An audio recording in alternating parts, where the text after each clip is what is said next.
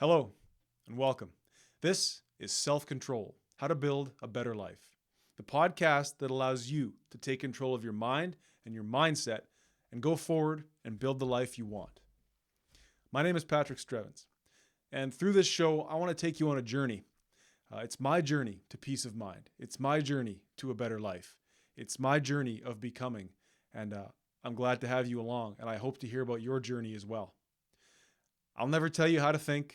I'll never tell you what to do, how to act, what to eat. Instead, I would rather share with you the things that I've done in my life that have made a difference for me. And I'd love to hear the same from those of you listening. And more importantly, we're going to talk to some real interesting guests along the way who've done the same thing and who are building the life they want. If you're listening to this show, watching this show, thank you. And I would imagine that you came to this show wondering if a better life for you is possible. I can tell you that it is true. Better is possible. And it has to start with that thought. You have to believe that better is possible. And I'm living proof of that. And I had a fairly easy start. And I was still able to build a better life. And there's many people that I've talked to who would say the same. But number one step for you is to believe that better is possible. So over the last year and a half, I was doing a podcast called the North Bank Media Podcast. And now what the hell is the North Bank Media Podcast about, you may ask? And that's a fair question because the title of the show really does nothing. Really does nothing to explain what the show is about. And the show itself had very little structure. But what it allowed me to do was have, close to 100 conversations with 100 different individuals. In fact, there was a few repeat guests, but I was able to do 110 episodes in about a year and a half. And maybe then the generic title was fitting, and I could go into the explanation of why it was titled as such, but I think the point being was that the North Bank Media Podcast was a personal project for me, and I'll always consider it a success because the number one reason I started that podcast was to figure out what I thought. That's a big task. That's a pretty open-ended sort of journey, and I'm still not there, but I suppose what I found out about what I thought, well, before I get to that, let me tell you what this episode is going to do for you right now. This episode is going to, again, explain what the hell the North Bank Media Podcast was, where I'm at today, and where we're going together with this new show, Self-Control, How to Build a Better Life. This episode, most importantly, is also going to give you 3 things that you could start doing today to improve the quality of your life. Now, those 3 things will come at the price of a little bit of a story, so bear with me. I'll try to make it interesting. 3 things that you can do today. They're pretty much free, as far as I can tell. They'll cost your time, of course, but what else would you rather spend your time on? I also want to lay out where we're going and what you can expect from this show going forward as we round out 2022 and head hard into 2023. So it was about April 27th of this year when I was getting close to the end of my run with the North Bank Media Podcast. I had a gentleman on the show named Jahan Sattower. You can look him up. He's all over social media. He's got his own podcast. He's on the internet. He's on his own website.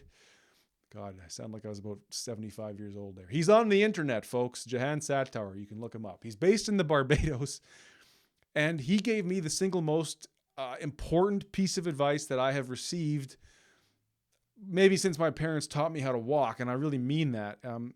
You can go back and listen to episode 108. I've left it up in the archive of the North Bank Media Podcast, and Jahan talked to me about mindful breathing.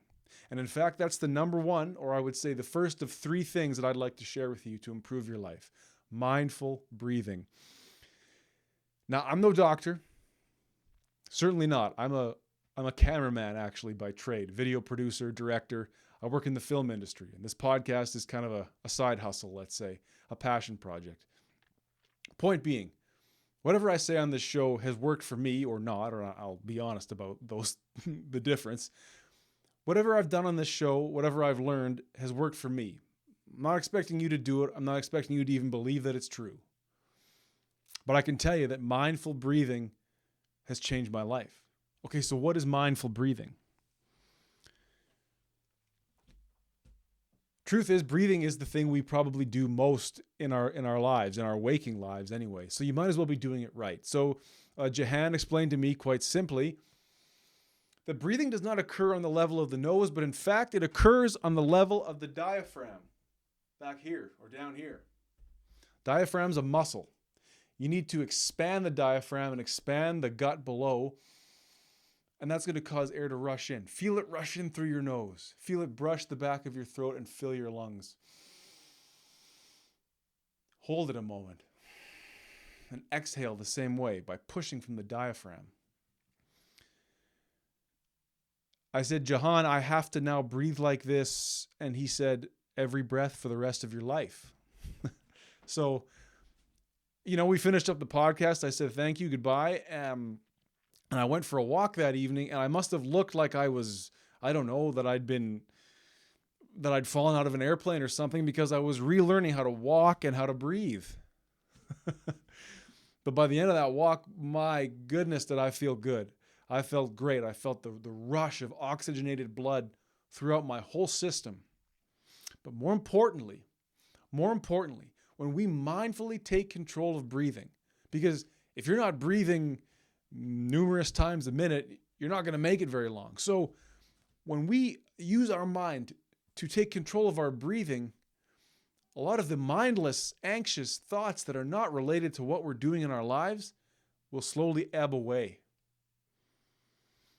So I would encourage you now to take a moment and mindfully take control of your breath.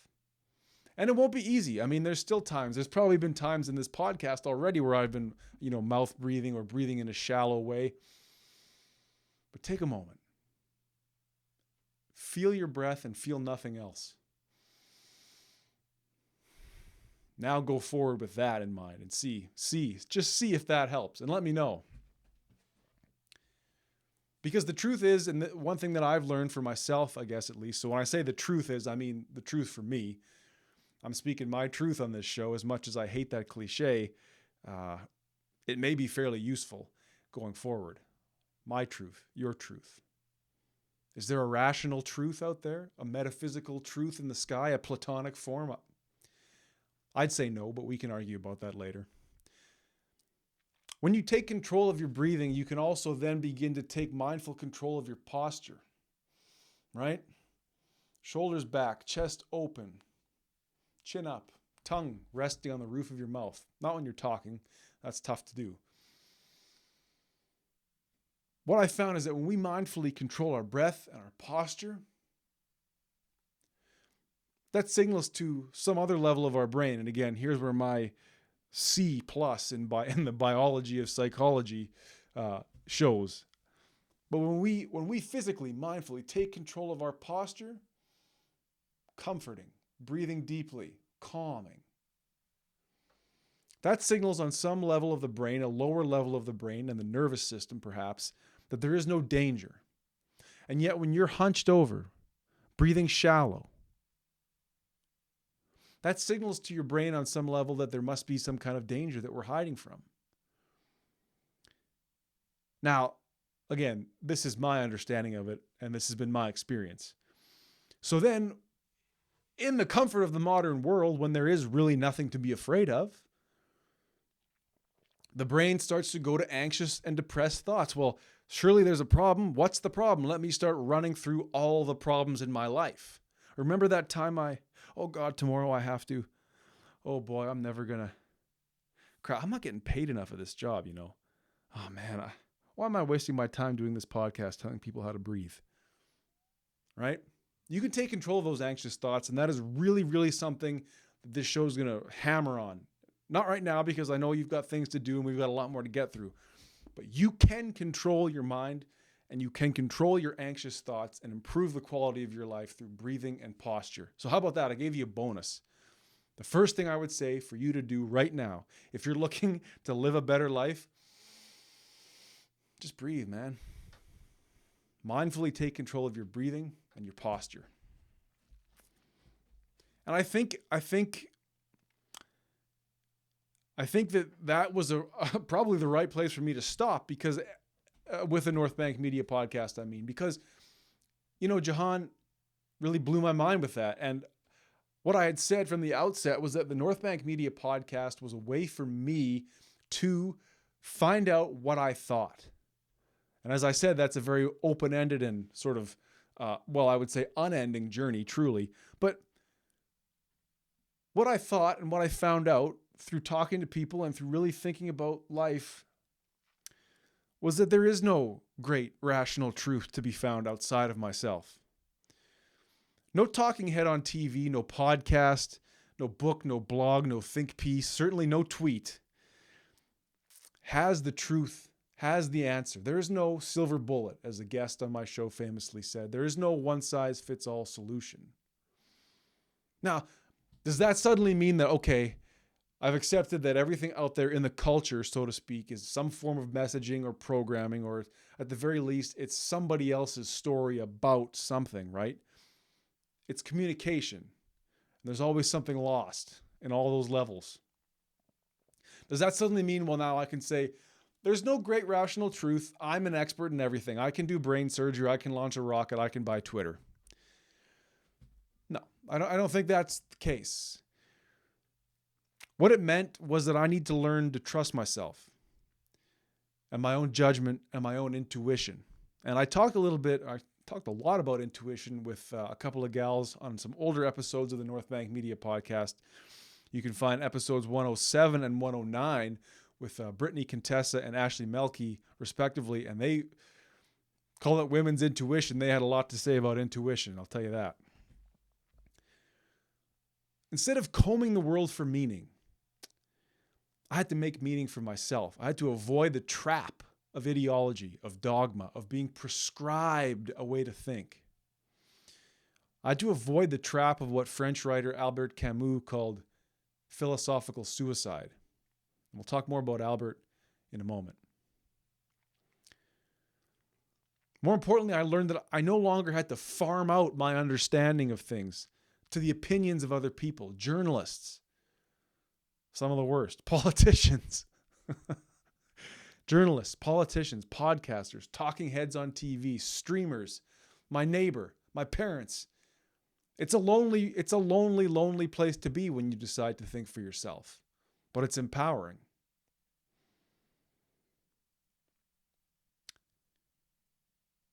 I had to listen to my own voice. So when I sought, or when I went to seek what it is that I think, the truth was that I realized that I had all the answers already. Now, it may require a lot of thinking and a lot of work, but I could get to the answers I needed myself. What if inside me there was an endless stream, an expanding universe, and the potential to connect to God that I wasn't listening to because I was too busy listening to the voices of others?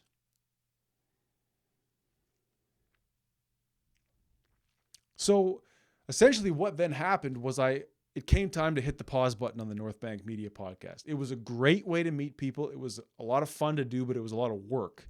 And the work wasn't necessarily paying off. So around, I would say early to mid-July of this year, paused it. Met some great guys out of England who are helping me now revamp this podcast, help me getting the branding, the SEO, all those things. Shouts out to Anthony at Get More Listeners. I want to create something of value. I use this podcast as networking. It's a way to meet people and offer my services to them. So I want them to know that there's an audience for it. And so to build an audience, you need to really craft your message. So I was incredibly blessed this summer to take a good portion of July and August off. I spent a lot of time sunbathing. I spent a lot of time meditating, and I spent a lot of time writing about myself. Now, it's interesting because when you go down this road of self-development and of self-control, mindset crafting, let's say, mindset work, it is all about you. And I would caution that if you are going to go down that road, to also, don't get too into yourself, right? Like, don't get too high off your own scent, so to speak. Make time to socialize with others, to bring that good energy, to bring that which you're learning to the world, to the market, and bring it to bear on your relationships with others, But I suppose that what happened first was that I found myself going back to the French writer Albert Camus. And Albert Camus, his philosophy of absurdism. There is no great rational truth in this cold, uncaring universe, Camus said. And it's the human need for meaning that creates this feeling of absurdity. The ridiculous nature of life reveals itself, and I'm not quoting him directly here. The ridiculous nature of life reveals itself if you step back and realize that truly we're all operating based on our own understanding of what's important, our assumptions. To create or to commit philosophical suicide is to say that that's true and that's what's important. That's what it is. That's what God is. Instead, Camus realized that there is no God per se. There is no anthropomorphic creator, as talked about in all the holy texts. And yet the holy texts hold such truth, don't they? But they're representations. They're idols. They're the edited word of God. I'm getting away from Camus a bit here. This is my own work, let's say. So in a universe where there's no inherent meaning, there's no rational truth coming down upon us, that leaves it to us to make meaning. I get to choose what's important. Camus said, in the depths of winter, I found within me an invincible summer. So then I realized, well, okay, I think that works for me. I'll believe that. I'm not going to force it on you. I'm not going to force it on anybody else here. But then I guess if it's up to me to make meaning, I better do a little bit of work on myself. I better get to know myself. Who is this guy that's making meaning for me? Because he's had his fair share of ups and downs, traumas, blind spots. If this guy's choosing the path, we better have a conversation with this guy. Now, I sound a little bit, I'm not going to say schizophrenic, but truly, I had to get to know myself. That was what resulted from 110 episodes of podcasting. I enjoyed talking to all those people, learning what I learned, but the truth was I needed to get to know myself. So when it came to what did I think, I think I need to get to know myself a lot better. So when I stripped away all those external influences, when I started saying, well, whatever I see on Twitter, whatever I read in the paper, whatever I see or hear on a podcast, whatever my parents tell me, whatever my neighbor tells me, it's a sea of noise, truly. And it's not any disrespect to any of those people. But I cannot any longer farm out the truth or farm out meaning to the words of anybody else. So when I started stripping that away, when I started really putting myself first, I realized, man, am I dumb?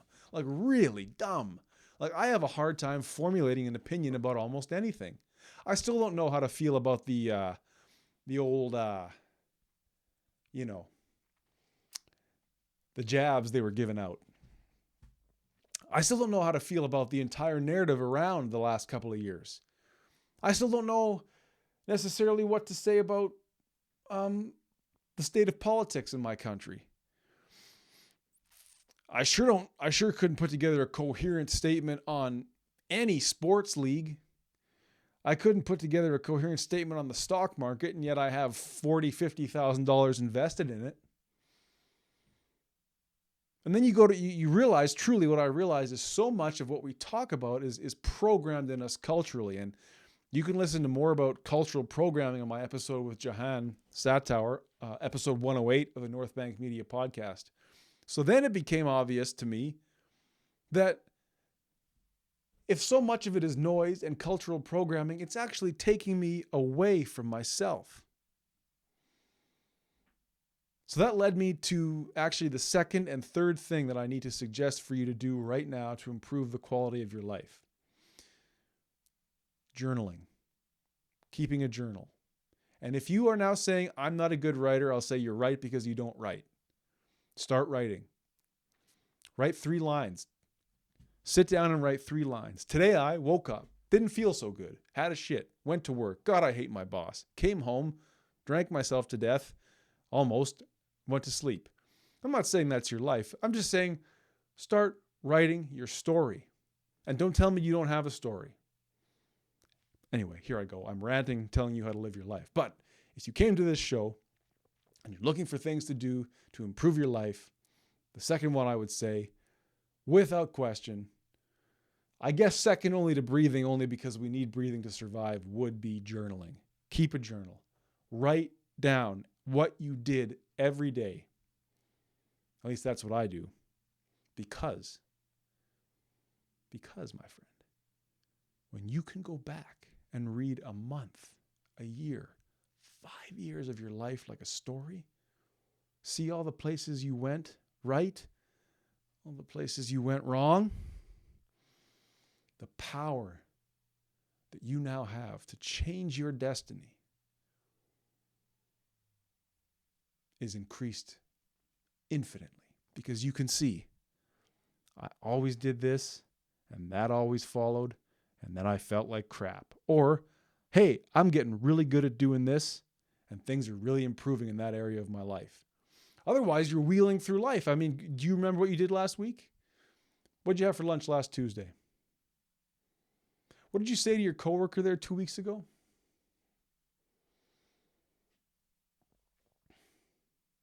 I can honestly tell you that writing my own story, finding my voice, changed my life and gave me the power to live a better life, period. I was able to see that I wasn't doing enough, or that I was doing too much of the wrong stuff, that I spent my time thinking about the wrong things quite often.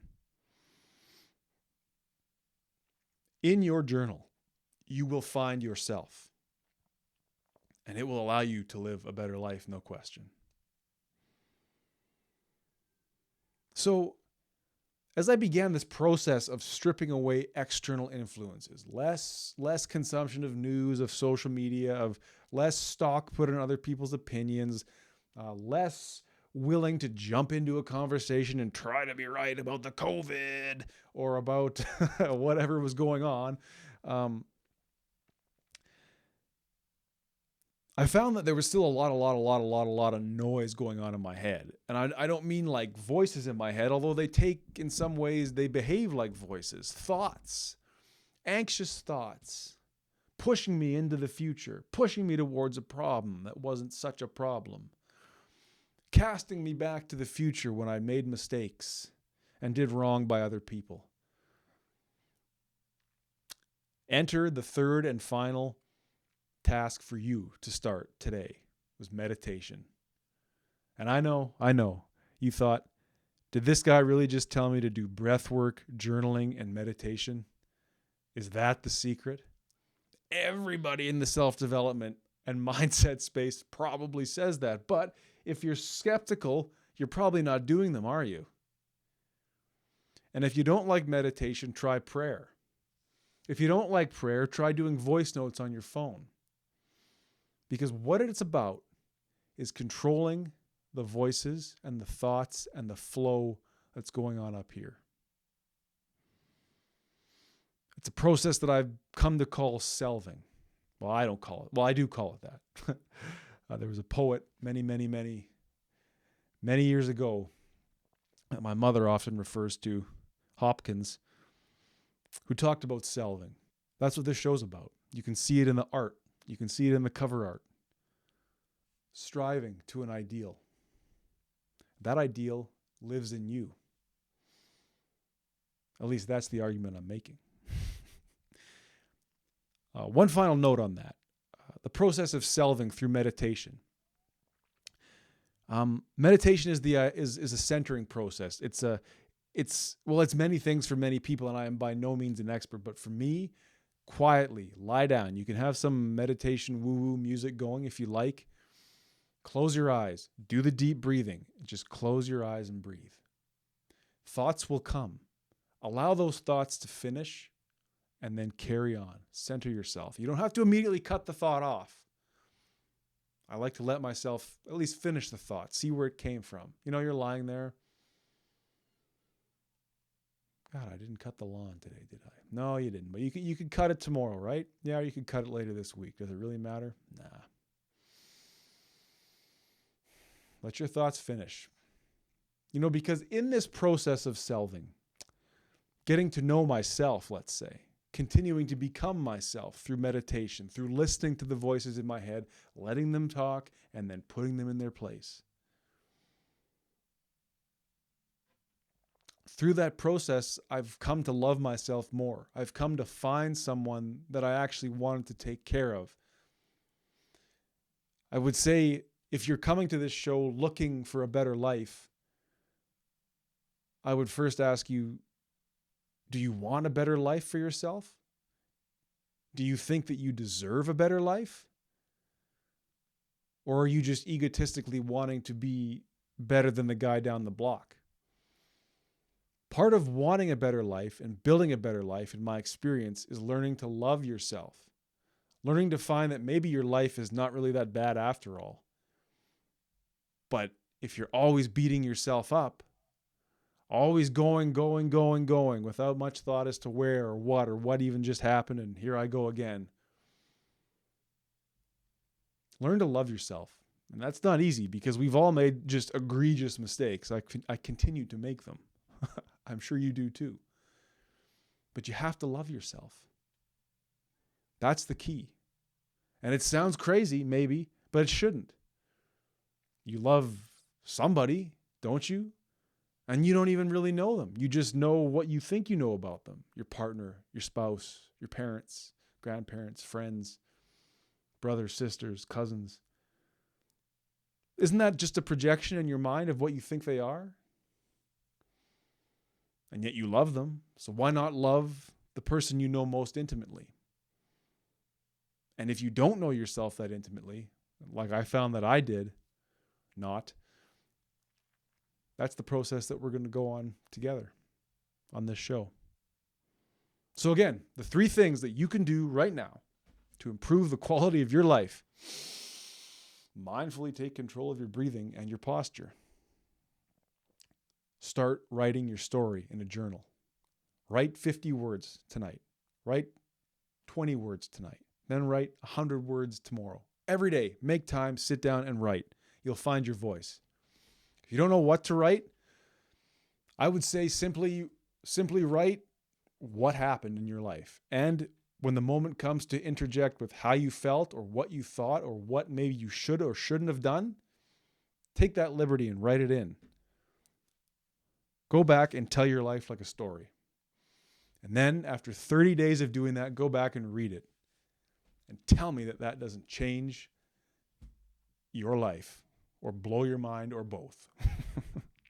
And lastly, continue becoming yourself. Undertake a process of selving. Listen to your thoughts. Speak your thoughts. Write your thoughts. Or do all 3. Lay back and meditate. Let those thoughts come. See where they come from. And then allow them to recede.